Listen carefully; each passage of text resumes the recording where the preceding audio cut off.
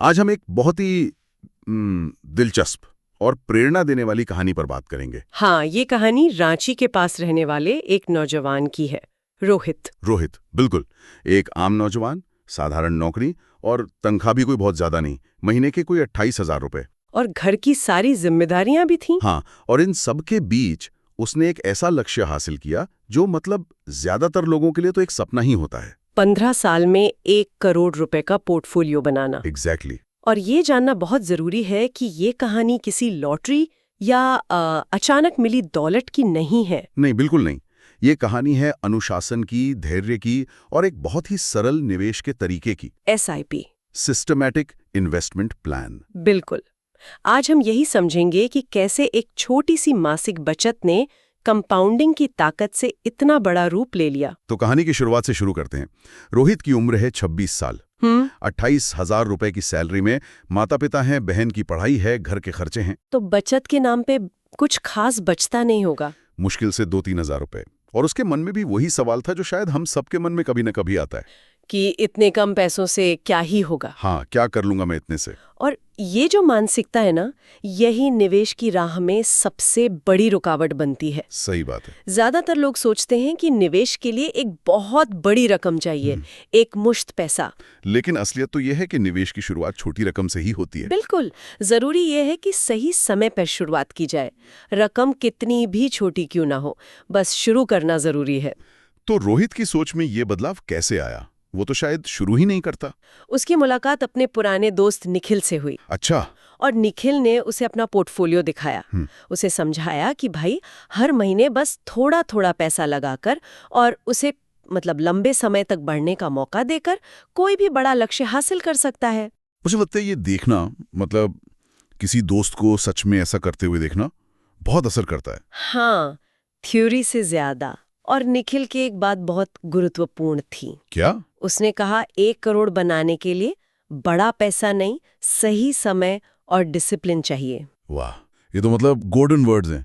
बिल्कुल। तो निखिल से बात करने के बाद रोहित ने फैसला कर लिया और उसने 5,000 की मासिक SIP शुरू कर दी। या 1 मिनट, उसकी बचत तो 2-3 हजार थी, पर SIP 5,000 की? हाँ, ये एक बहुत ही सटल पर इम्पोर्टेंट पॉइंट है। इसका मतलब है कि उसने सिर्फ बची हुई रकम को इन्वेस्ट नहीं किया, उसने अपने खर्चों में भी कटौती की। एग्जैक्टली। उसने पहले निवेश फिर खर्च वाले सिद्धांत को अपनाया, लक्ष्य को प्राथमिकता दी। सही है। तो SIP शुरू हो गई। पहले 2 साल तो पोर्टफोलियो धीरे धीरे बढ़ता रहा, कभी थोड़ा ऊपर कभी थोड़ा नीचे जैसा कि होता है। लेकिन असली परीक्षा ही तीसरे साल, जब बाजार बुरी तरह गिर गया। और यहीं पर ज्यादातर नए निवेशक डर जाते हैं। सब कुछ लाल लाल दिखने लगता है पोर्टफोलियो में। हाँ, और मन में पहला ख्याल आता है SIP बंद कर दो, जो है उसे बचा लो। रोहित भी बिल्कुल ऐसा ही करने वाला था। लेकिन फिर उसके दोस्त निखिल का रोल आया। हाँ, निखिल ने एक मैसेज भेजा और वो लाइन तो बहुत मशहूर हो गई है। जब मार्केट सेल पर हो तब शॉपिंग बंद नहीं करते। क्या बात है। इस एक लाइन ने रोहित को हिम्मत दी और उसने अपनी SIP जारी रखी। और अगर हम आर्थिक नजरिए से देखें तो ये सबसे सही फैसला था। कैसे? देखिए, बाजार में गिरावट का सीधा मतलब है कि आप उसी पैसे में ज्यादा यूनिट्स खरीद सकते हैं। अच्छा। इसे ही रुपी कॉस्ट एवरेजिंग कहते हैं। जब बाजार वापस ऊपर जाता है तो ये जो सस्ते में खरीदी हुई यूनिट्स है, ये आपके रिटर्न को कई गुना बढ़ा देती हैं। मतलब गिरावट एक अपॉर्चुनिटी है। बिल्कुल। और ये अनुशासन ही एक साधारण निवेशक को असाधारण बनाता है। तो उस गिरावट के बाद जब बाजार संभला तो रोहित का पोर्टफोलियो तेजी से बढ़ने लगा। पंख लग गए होंगे उसके पोर्टफोलियो को। हाँ, बिल्कुल। 5 साल बाद उसका पोर्टफोलियो लगभग 5-6 लाख का हो गया था। और इसी बीच उसकी सैलरी भी बढ़ी। अच्छा, कितनी हो गई? बढ़कर हो गई 45,000 रुपए। तो अब यहाँ दूसरा अहम मोड़ आता है, लाइफस्टाइल इन्फ्लेशन। मतलब सैलरी बढ़ी तो खर्चे भी बढ़ा लो। हाँ, नया फोन, बड़ी गाड़ी, ज्यादातर लोग इसी जाल में फंसते हैं। लेकिन रोहित ने वो नहीं किया। उसने अपनी बढ़ी हुई आय को अपने भविष्य में निवेश किया। और अपनी SIP बढ़ा दी। हाँ, 5,000 से सीधा 12,000 कर दी। और ये कहलाता है स्टेप अप SIP। ये आपके लक्ष्य तक पहुंचने की रफ्तार को ड्रामेटिकली तेज कर देता है। ये तो जैसे गाड़ी को और ज्यादा फ्यूल देना हुआ। बिल्कुल। इसके बाद तो कंपाउंडिंग का असली असर दिखना शुरू हुआ होगा। हाँ, यहाँ से चीजें बहुत तेजी से बदलती हैं। 10 साल बाद पोर्टफोलियो लगभग 40 से 50 लाख तक पहुंच गया। वाओ! जबकि उसका कुल निवेश सिर्फ 14-15 लाख के आसपास था। मतलब बाकी का पैसा पैसे ने खुद कमाया था। हाँ, 30-35 लाख रुपए तो सिर्फ रिटर्न्स थे। ये वो पॉइंट है जहां आपको लगता है कि हाँ, अब मेरा पैसा भी मेरे लिए काम कर रहा है। सही कहा। लेकिन असली खेल, असली जादू तो अभी शुरू होना था। हाँ, अब आता है वो हिस्सा जिसे उसके दोस्त निखिल ने मैजिक जोन कहा था। निवेश के आखिरी 5 साल। जब मैंने ये आंकड़े पहली बार देखे, मुझे यकीन नहीं हुआ। 10 साल में पोर्टफोलियो पहुंचा 40-50 लाख और अगले सिर्फ 5 साल में वो 1 करोड़ हो गया। यही तो कंपाउंडिंग की शक्ति है। मतलब जितना पैसा पहले 10 साल में बना, उतना ही पैसा अगले 5 साल में बन गया। ये कैसे पॉसिबल है? इसे ऐसे समझिए, जब आपका पोर्टफोलियो 10 लाख का था तो 12% का रिटर्न हुआ 1,20,000। ठीक है।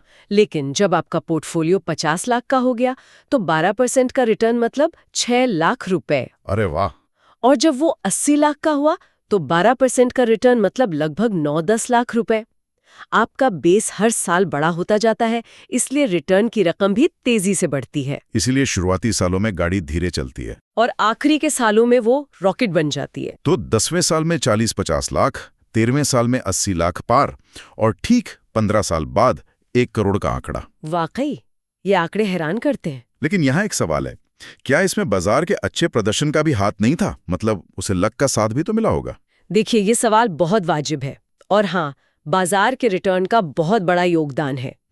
रोहित ने औसतन 12% का रिटर्न हासिल किया, जो भारतीय इक्विटी बाजार के लॉन्ग टर्म औसत के करीब है। तो अगर रिटर्न कम होता तो?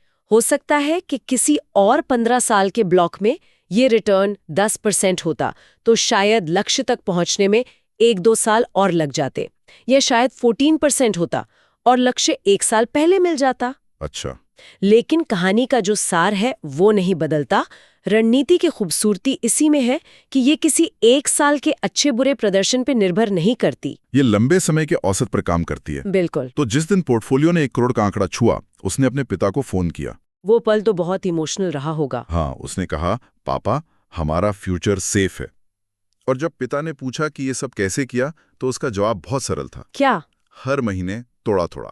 और वो थोड़ा-थोड़ा ही इस पूरी कहानी का हीरो है। बिल्कुल। अगर हम रोहित की सफलता को 4 मुख्य बिंदुओं में समेटें तो वो क्या होंगे? पहला तो उसने सही उम्र में शुरुआत की, टाइम उसकी साइड पर था। हाँ, सबसे बड़ी ताकत।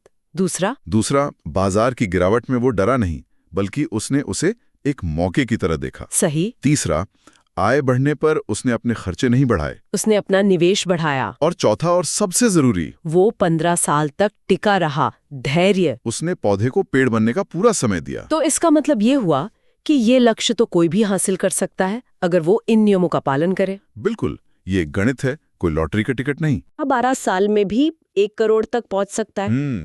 पर यहाँ एक और बात पे गौर करना जरूरी है। जैसे जैसे पोर्टफोलियो बड़ा होता है, आपकी जिम्मेदारियां भी बदलती हैं। मतलब अब रोहित को सोचना होगा कि क्या पूरा पैसा अभी भी उसी एक फंड में रखना ठीक है? क्या उसे अब थोड़ा डेट फंड्स में पैसा लगाकर अपने पोर्टफोलियो को रीबैलेंस करना चाहिए, ताकि जोखिम कम हो? हाँ, और टैक्स का क्या? जब वो इस पैसे को निकालेगा तो उस पे long term capital gains tax भी लगेगा। ये बहुत महत्वपूर्ण पॉइंट है। ये कहानी सिर्फ 1 करोड़ बनाने पर खत्म नहीं होती। नहीं, उस पैसे को संभालना और उसे सही तरीके से इस्तेमाल करना एक अलग ही चुनौती है। तो कुल मिलाकर रोहित की कहानी हमें बताती है कि अमीर बनने का राज कोई रातों रात की स्कीम नहीं है। ये हर महीने की एक अनुशासित आदत है। ये कहानी सिर्फ पैसे की नहीं बल्कि मानसिकता की है। सही कहा। ये इस बात का सबूत है कि वित्तीय दुनिया में आपके पास कितना पैसा है, इससे ज्यादा जरूरी ये है कि आप पैसे को लेकर कैसा व्यवहार करते हैं। तो रोहित की कहानी हम सबको एक बहुत ही शक्तिशाली विचार देती है कि आपका भविष्य आपकी सैलरी स्लिप से तय नहीं होता, बल्कि आपकी आदतों से तय होता है। तो रोहित की इस केस स्टडी से हमने बहुत कुछ सीखा। लेकिन अब एक सवाल उन लोगों के लिए जो इस कहानी को सुन रहे हैं। रोहित की कहानी धन बनाने यानी वेल्थ क्रिएशन की है। बिल्कुल। लेकिन एक निवेशक की यात्रा का अगला पड़ाव होता है धन संरक्षण यानी वेल्थ प्रिजर्वेशन।